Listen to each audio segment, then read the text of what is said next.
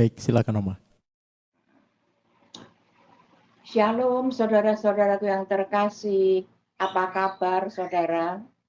Doa dan harapan saya, saudara-saudaraku semua ada dalam keadaan sehat walafiat, ada di dalam lindungan Tuhan. Tuhan dan senantiasa semangat di dalam melayani Tuhan. Haleluya. Saudara-saudara yang terkasih, mungkin saudara baru melihat wajah saya yang masih terlalu muda ini saudara ya. Nama saya adalah Oma Abraham. Usia saya masih 83. Jadi belum tua lah itu ya. Nah, saudara yang dikasih Tuhan, pada maaf, kami ada dari kota Semarang. Kami tinggal di kota Semarang. Nah, saudara, salam dari kota Semarang untuk saudara-saudara kami yang ada di Palangkaraya ini. Nah, saudara, kita akan bersama-sama mempelajari firman Tuhan. Pada siang hari ini, kita bersama-sama akan menelaah dan kita dapat mengaplikasikan firman Tuhan di dalam hidup dan kehidupan kita semuanya. Saudara, saya mohon untuk Ibu Lani membacakan firman Tuhan ini dari Bilangan 14 ayat 18. Bilangan 14 ayat 18. Tuhan itu berpanjangan sabar dan kasih setianya berlimpah-limpah. Ia mengampuni kesalahan dan pelanggaran, tetapi sekali-kali tidak membebaskan orang yang bersalah dari hukuman. Bahkan ia membalaskan kesalahan bapa kepada anak-anaknya, kepada keturunan yang ketiga dan keempat. Terima kasih Ibu Lani. Nah, saudara-saudaraku, di dalam ayat ini kita menelaah firman Tuhan ini bahwa Allah itu sungguh berkepanjangan sabar ya, dan melimpah kasih setianya kepada saya dan saudara. Dia mengampuni kesalahan dan pelanggaran kita ya. Kita belajar dari ini dulu ya saudara, bahwa Allah itu berkepanjangan sabar dan dia penuh ya ampun, dan kasih setianya berlimpah-limpah. Ia mengampuni kesalahan dan pelanggaran. Saudara, setiap orang Kristen yang membaca firman ini, wah sangat gembira saudara. Juga saya pun demikian, luar biasa. Ya, jadi setelah saya menerima Yesus sebagai Tuhan dan Juru Selamat, ya, dosa saya merah seperti kermisi, ya, apapun dosa itu, ya, dan Tuhan mengampuni sehingga tidak semerah kermisi, tapi kami seputih salju. Luar biasa kasih setia Allah kepada kita. Ya. Dia sabar dan mengampuni sehingga kita boleh menjadi orang yang suci hati, ya, saudara. Nah, saudaraku yang dikasihi Tuhan, pengampunan Tuhan itu begitu luar biasa kepada setiap orang yang mau percaya kepada Tuhan Yesus. Tetapi kalau kita melihat ayat selanjutnya, ya, tolong Ibu Lani bacakan selanjutnya. Dia mengampuni kesalahan dan pelanggaran, tetapi sekali-kali tidak membebaskan orang yang bersalah dari hukuman. Ya, terus. Bahkan ia membalaskan kesalahan bapa kepada anak-anaknya, kepada keturunan yang ketiga dan keempat. Nah, saudara, kalau kita membaca ayat berikutnya, itu adalah konsekuensi daripada dosa yang sudah dosa kita yang sudah, walaupun sudah diampuni Tuhan, tetapi kita tetap menerima konsekuensinya. Maka saya memberikan sub daripada tema ini adalah pengampunan dan konsekuensinya. Di saat kita menerima konsekuensi dari Tuhan, ya, kita sukacita karena kita sudah tidak berdosa lagi. Ya. Apapun dosa yang kita lakukan, semerah kermisi pun tetap menjadi seputih salju, luar biasa. Tetapi di dalam kita sudah menjadi putih seperti kermisi, tetapi ada konsekuensinya yang harus kita bayar, saudara. Mungkin konsekuensi itu terjadi di dalam hidup kita sendiri. Kita yang berdosa, kita yang menerima konsekuensinya, atau kita yang menerima imbasnya. Ya. Tetapi tidak. Konsekuensi itu imbas daripada dosa yang kita lakukan. Saya, kita, saudara-saudara, atau saya, ya. Tetapi mungkin itu kepada anak kita, mungkin kepada cucu kita, bahkan keturunan yang keempat adalah buyut kita. Ya, saudara. Walaupun kita sudah diampuni oleh Tuhan, namun Tuhan tetap menuntut konsekuensi daripada dosa kita. Kok enak man ya, saudara? Nah, saudara, saya merenungkan ya bahwa dosa itu seperti luka. Di saat saya menderita diabetes, ya, kencing manis, dan kencing manis saya itu, saudara, basah. Jadi saya sering luka, ya, tidak hanya luka, tapi kalau orang Jawa bilang borok, ya toh, borok atau koreng. Jadi itu apalagi luka orang yang kena diabetes cepat besar, ya. Tapi pun itu bisa sembuh, ya. Jadi digambarkan bahwa luka itu adalah dosa, saudara ya, dan kita ke dokter dan diobati, luka itu sembuh, kembali seperti kulit. Jadi luka sudah tidak ada, kembali seperti kulit. Tetapi walaupun luka itu sudah sembuh, tetap ada belangnya, tetap ada bekasnya, ya saudara, tidak akan lupa. Itu gambarannya seperti itu, ya. Juga di dalam Amsal juga dikatakan demikian, bahwa walaupun dosa kita sudah diampuni, digambarkan sebagai luka yang sudah sembuh, tetapi tetap masih ada belangnya. Nah, itu saudara ya, di situ.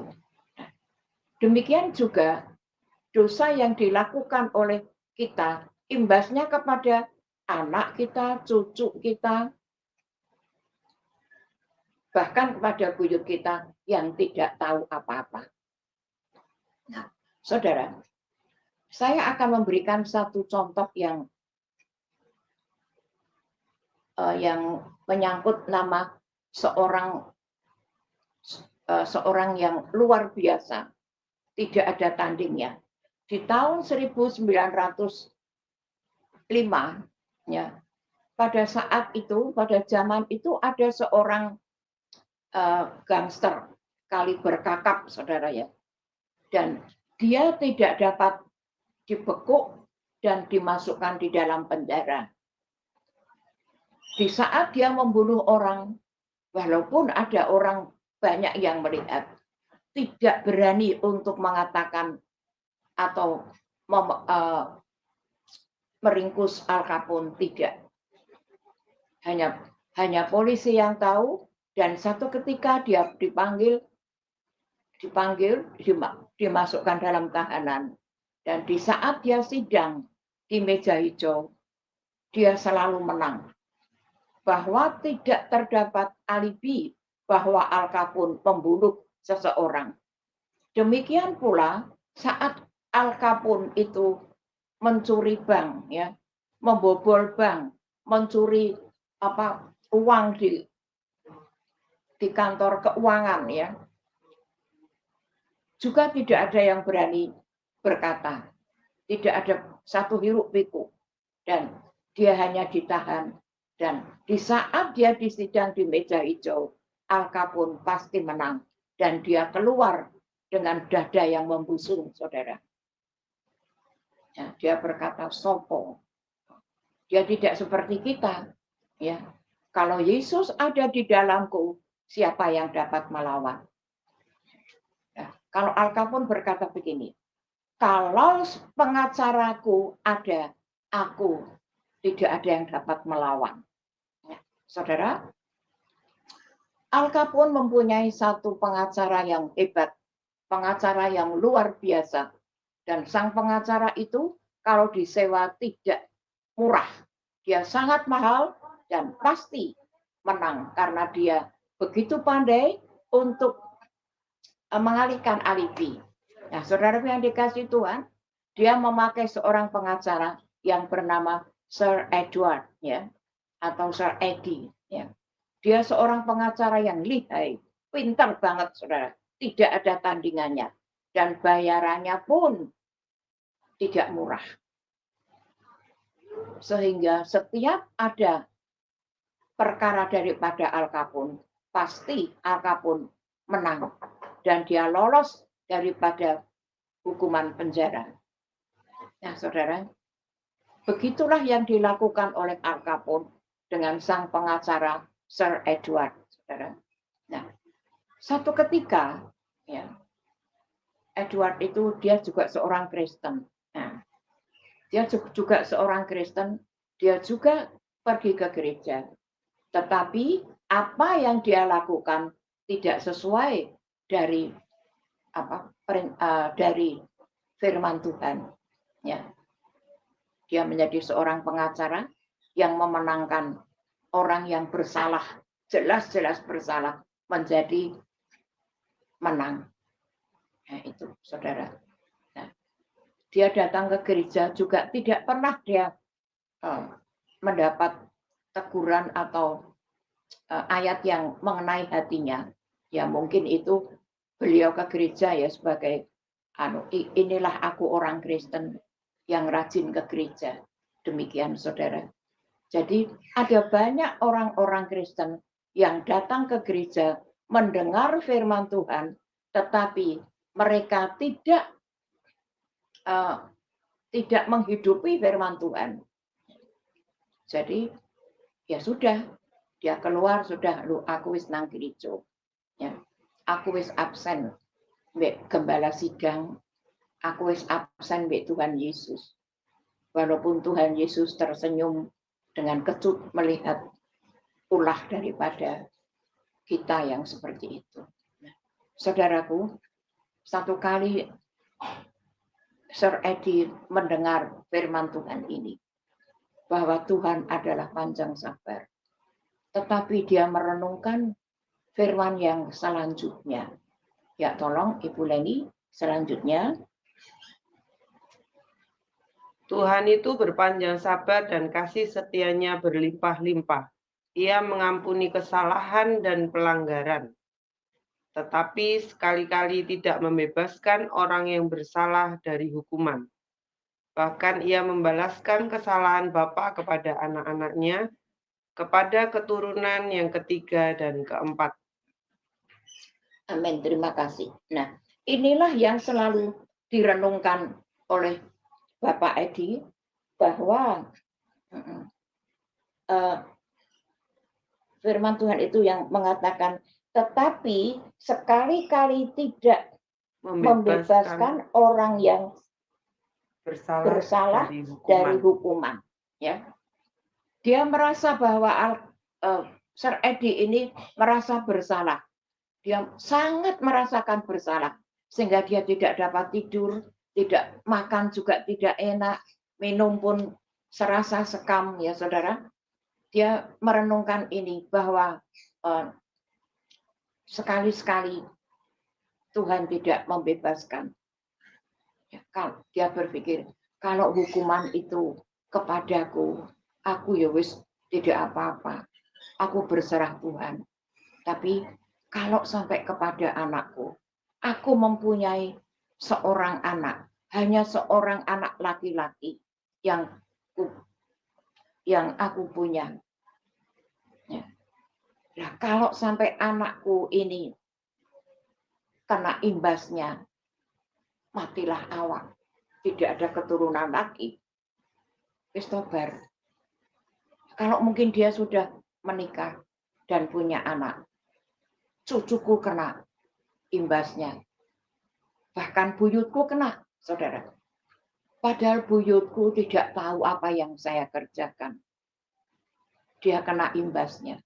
Dia selalu berpikir, bagaimana solusinya. Dia mencari satu solusi untuk dia dapat terlepas daripada Al Capone. Saudara. Lalu dia mempunyai satu komitmen kepada diri sendiri. Wis, Tuhan Yesus, mulai hari ini aku putuskan hubunganku dengan Al Capone. Biarlah yang kena imbasnya saya saja. Jangan anak, cucu, bahkan buyut saya. Aku mau bertobat. Aku mau mengiring engkau dengan sepenuh hati. Saudara. Lalu Al Capone dengan tegas, dengan berani, lalu Sir Eddie datang kepada Al Capone. Dengan tegas, dengan berani, dia berkata, Mr. Al Capone, mulai detik ini, saat ini, aku mau jadi pengacaramu. Carilah pengacara lain. Pokoknya hari ini, detik ini, saya putuskan hubungan dengan Bapak Al Capone. Saya bertobat. Saya akan melepaskan pekerjaan kami ini. Loh, itu kalau dalam saya ya. Al Capone berkata, loh piye toh, Sir Eddie, padahal aku kan memberi banyak salarismu. Dan engkau selalu mendapatkan dari mana-mana, dan engkau saat ini menjadi kaya raya. Dan engkau dapat menyekolahkan anakmu sehingga dia menjadi angkatan udara, ya, prajurit angkatan udara yang luar biasa. Wis pokoknya ini sudah menjadi sudah menjadi tekadku. Wis semua tidak akan saya layani. Aku mau berhenti menjadi pengacara. Aku mau melayani itu. Itulah satu pertobatan daripada Al Capone. Daripada Sir Eddie. Nah, saudara, dengan hati yang yang gembira, hati yang luar biasa, enteng di hatiku, kata Sir Eddie, aku wis bebas, aku tidak akan menjadi pengacara.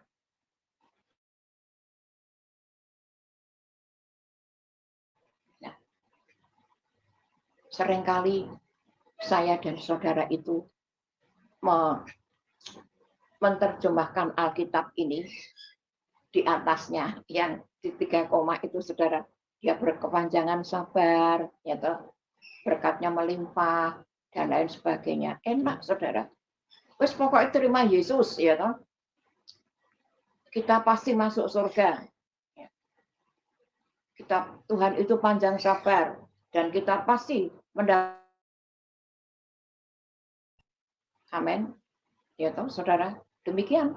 Saya juga pada saat itu saya juga begitu. Dan tidak hanya saya, banyak. Wes pokoknya terima Yesus, kita masuk surga. Memang ada satu sekte yang mengatakan begitu. Tetapi kalau kita terima Yesus, ya, kita harus melakukan apa yang Tuhan perintahkan kepada kita. Ada satu pujian itu ya, saya senang, tapi bahwa aku mau iring Yesus dengan sejuta harapan, ya toh. Aku mau iring Yesus dengan sejuta harapan. Nah, harapan saya dan saudara kepada Yesus bukan harapan hampa, tapi harapan yang luar biasa. Karena rancangan Tuhan adalah rancangan damai sejahtera dan rancangan yang kita penuh berkat dan kemurahan dari Tuhan Yesus. Berarti kita harus melakukan apa yang Tuhan firmankan kepada saya dan saudara. Saudara, ada banyak hal yang kita lakukan. Walaupun kita sudah menerima Yesus, kadang-kadang kita pun jatuh dalam dosa. Ya. Walaupun itu dosa kecil, dosa besar, podo wae bobotnya. Tapi kita segera mohon pengampunan. Dan kita tidak mengulangi lagi dosa yang dilakukan. Seperti Sir Edward. Dia berani memutuskan hubungan.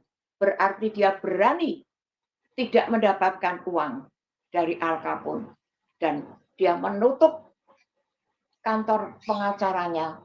Dan dia tidak menerima orang-orang yang ingin mendapatkan pertolongan daripada beliau. Berarti dia menutup rezeki. Tetapi itu dia tinggalkan. Semua ditinggalkan. Dia mau mengiring Yesus dengan sejuta harapan. Itulah yang dikerjakan, dilakukan oleh Sir Edward demi anaknya, keturunannya. Jangan sampai dia menerima imbas daripada Al Capone. Saudara, tidak semua orang Kristen yang mau bertobat, mau mengakui dosanya. Seringkali kita juga seperti itu. Yo tidak kita lah, saya wae lah. Seringkali aku rak dosa loh Tuhan. Ora, aku tidak. Itu karena ini, karena itu. Sehingga saya harus melakukan itu. Tapi kita juga mau bertobat. Dan kita tidak akan melakukan seperti Bapak Edward ini. Nah, saudaraku yang dikasihi Tuhan, biarlah firman Tuhan ini dapat kita renungkan dan dapat kita simpan di dalam hati kita. Dan kita tetap memohon Allah Roh Kudus supaya dapat menolong kita untuk kita berjalan di atas kebenaran firman Tuhan.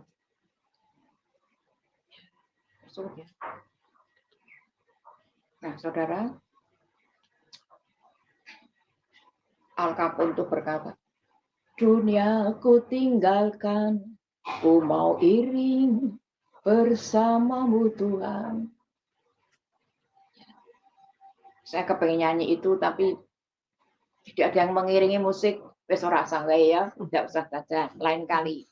Nah, saudara yang dikasih Tuhan, biarlah kita akan merenungkan firman Tuhan, kita mau mohon pertolongan Roh Kudus untuk kita dapat mencerna firman Tuhan. Dan kita dapat melakukan apa yang Tuhan kehendaki pada saya dan saudara.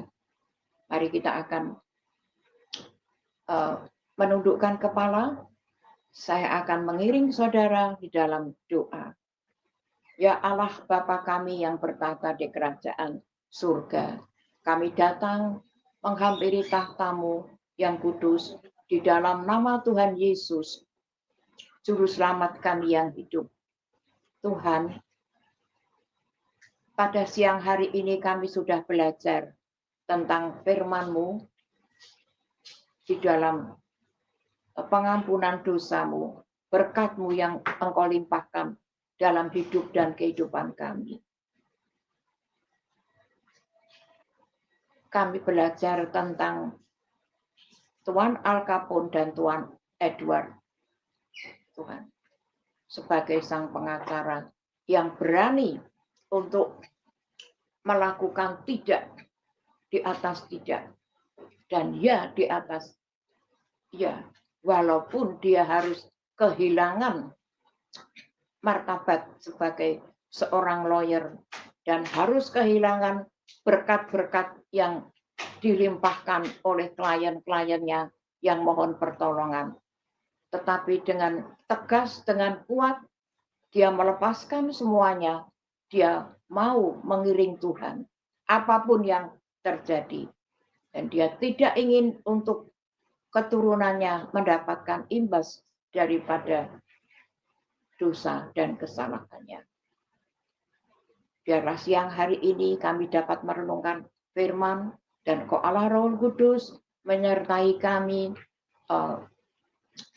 membantu kami untuk kami dapat tegas seperti Edward di dalam menolak ajakan dosa yang membuat kita binasa. Terima kasih Tuhan, biarlah Engkau memberkati seluruh jemaat yang ada pada saat ini. Engkau memberkati mereka semuanya, Engkau berkati usaha dan karyanya, Engkau berkati rumah tangganya, Engkau limpahkan kasih kemuliaan-Mu untuk mereka, sehingga mereka senantiasa ada dalam damai sejahtera-Mu dan sukacita-Mu penuh. Engkau selalu menyinari jemaat-Mu yang ada di sini dengan sinar wajah-Mu yang kudus, sehingga di dalam perjalanan hidup mereka tidak salah langkah. Dan apabila Engkau datang kedua kali, nama mereka ada di dalam kitab kehidupan. Engkau memberkati semuanya. Bahkan Engkau memberkati para hamba Tuhan yang ada. Dan memberkati juga gembala sidang yang ada. Dengan berkat kelimpahan-Mu, biarlah para hamba Tuhan dan gembala sidang dapat mengimpartasi pesan-pesan yang dari Engkau dan juga memberikan kepada seluruh jemaat yang ada. Sehingga jemaat di tempat ini menjadi jemaat yang luar biasa, terkasih di dalam nama Yesus Kristus. Terima kasih Bapa, hanya di dalam nama Tuhan Yesus Kristus kami naikkan doa sembahyang kami, melimpah ucapan syukur dan terima kasih. Haleluya. Mari kita bersama-sama katakan amin.